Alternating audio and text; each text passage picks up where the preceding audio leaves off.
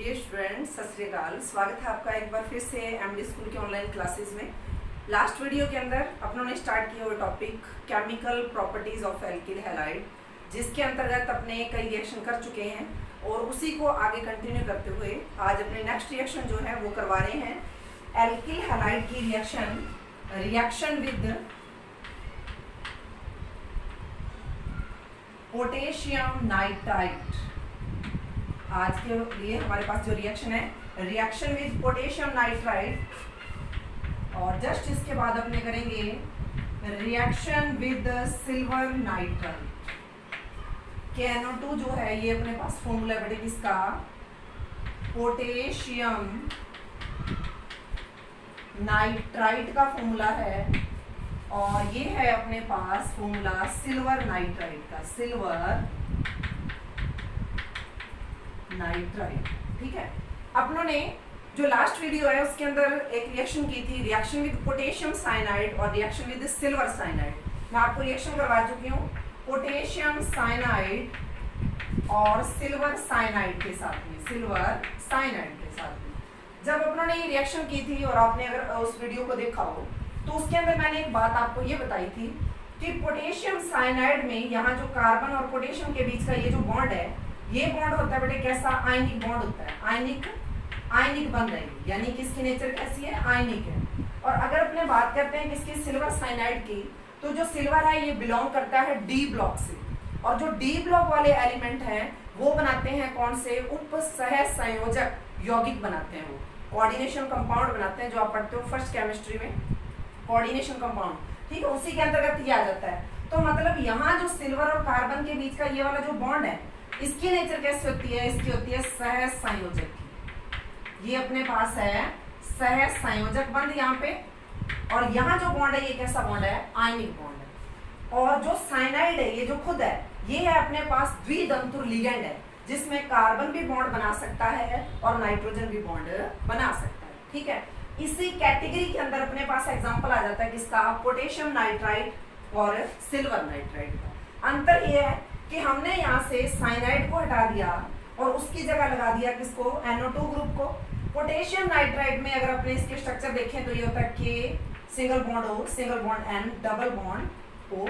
इसी तरीके से अगर सिल्वर नाइट्राइट की बात करते हैं तो AgO single bond N, double bond O। ये स्ट्रक्चर है पोटेशियम नाइट्राइट की, और ये अपने पास किसकी, सिल्वर नाइट्राइट की स्ट्रक्चर।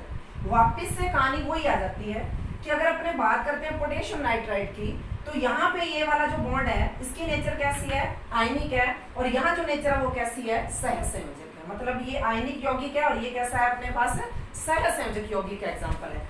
तो जब ये आयनिक और ये सह संयोजक है तो इसका मतलब यहाँ पॉजिटिव है और यहाँ क्या है, नेगेटिव चार्ज है। हालांकि नाइट्रोजन के ऊपर भी क्या है, लोन पेयर है, लेकिन जब ये बंध कैसा आयनिक बंध है तो मतलब आयनों के बीच में स्थिर वैद्युत आकर्षण बल के कारण ये जो बॉन्ड है ये बना हुआ है, तो इसकी नेचर कैसी है, आयनिक है। यहाँ पोटेशियम के ऊपर पॉजिटिव चार्ज है और ऑक्सीजन के ऊपर कौन सा चार्ज है, नेगेटिव चार्ज।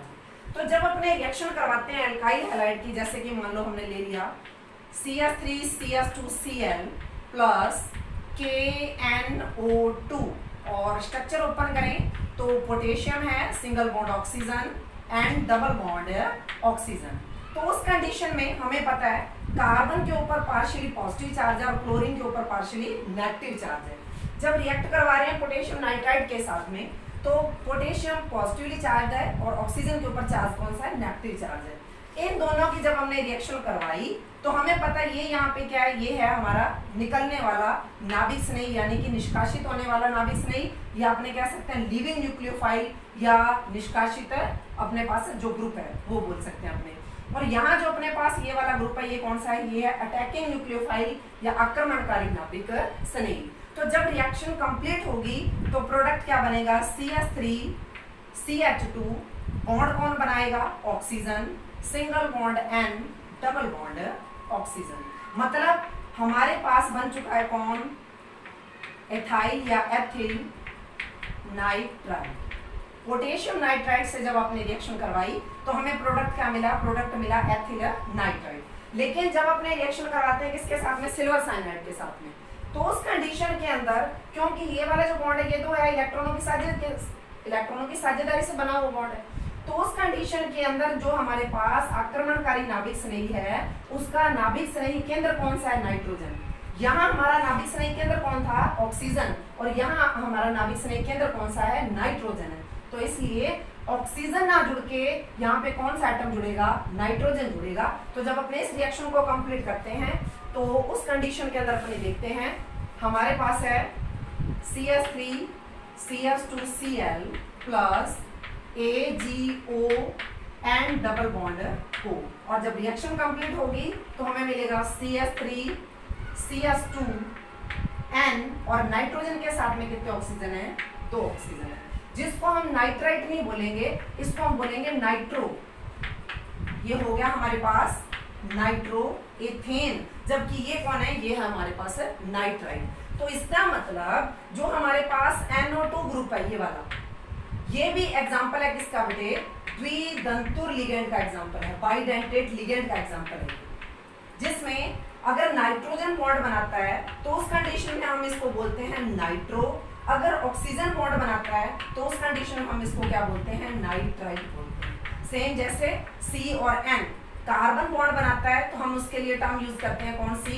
साइनाइड यूज करते हैं। और अगर नाइट्रोजन बॉन्ड बनाता है तो उस कंडीशन में हम यूज करते हैं किसका?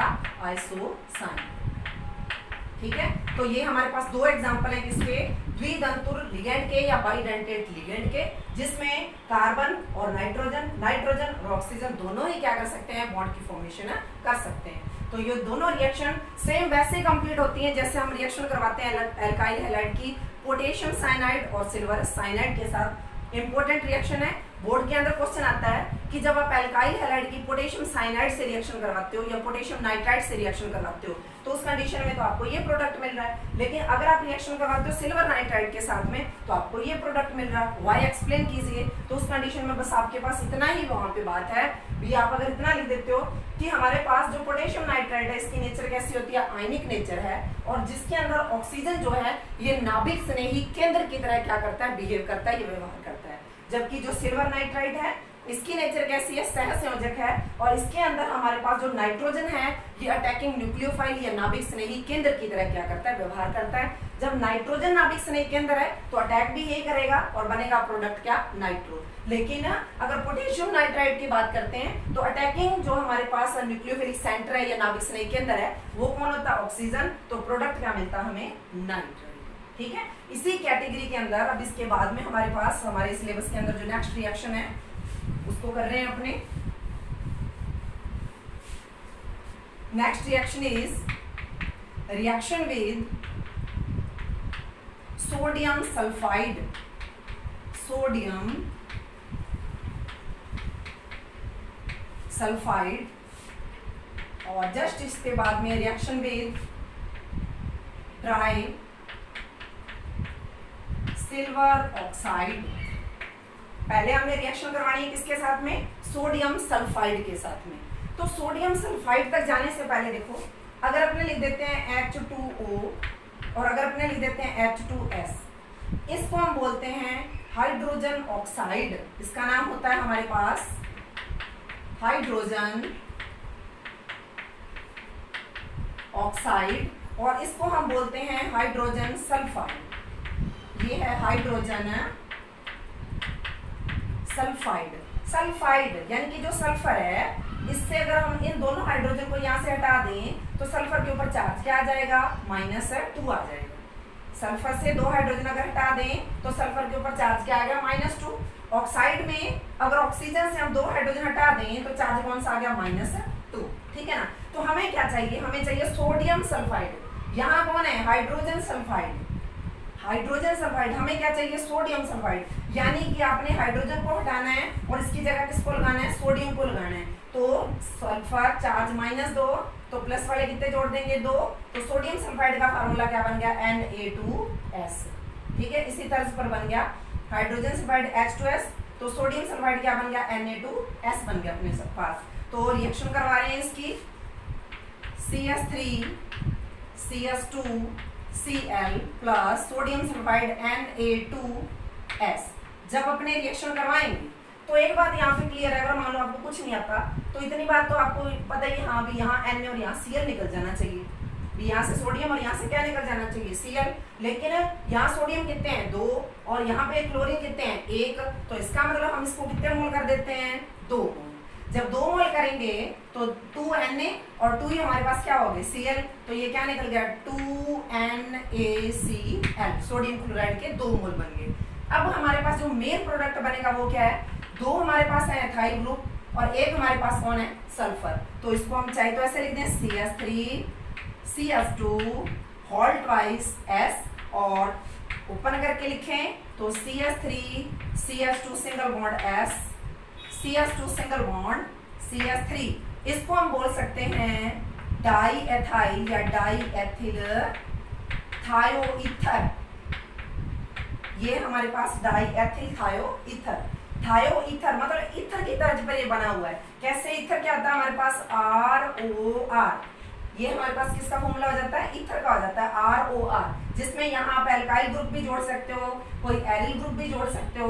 सेम वैसे ही है, इधर भी एल्काइल है इधर भी एल्काइल है और ईथर की तरह इसमें ऑक्सीजन की जगह क्या लगा हुआ है सल्फर लगा हुआ है, तो इसको बोला जाता है ईथर ना बोल के क्या बोला जाता है थायोईथर बोला जाता है। ठीक है, नेक्स्ट रिएक्शन अपने पास में आ जाती है सिल्वर ऑक्साइड के साथ में।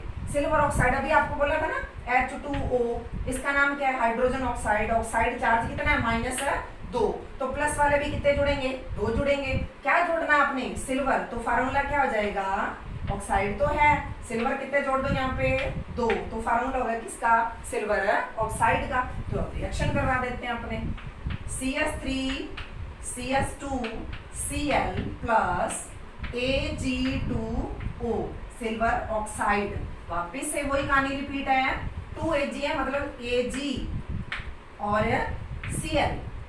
देखने से ये लग रहा है क्या निकल जाना चाहिए Ag और Cl, लेकिन सिल्वर कितने हैं 2 और क्लोरीन कितने हैं 1, तो हम इसके कितने मोल ले लेंगे 2 मोल ले लेंगे। जब 2 मोल लेंगे तो 2Ag और 2Cl, तो ये हमारे पास बन गए 2AgCl, सिल्वर क्लोराइड का क्या बन जाएगा प्रेसिपिटेट बन जाएगा, अवक्षेप बन जाएगा।